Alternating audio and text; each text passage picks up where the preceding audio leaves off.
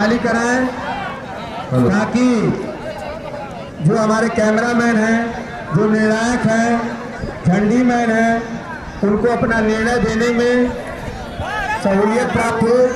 इसलिए आप लोग ग्राउंड को खाली कराइए।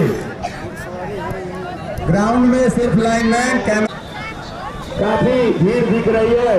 जो भी दर्शक इधर उधर घूम रहे हैं उनसे मैं निवेदन करूंगा कि आप लोग अपना यथास्थान लेकर बैठ जाइए, क्योंकि कुछ ही देर में खेल प्रारंभ होगा, फिर आपको जगह नहीं मिलेगी। इस खेल के आयोजक करता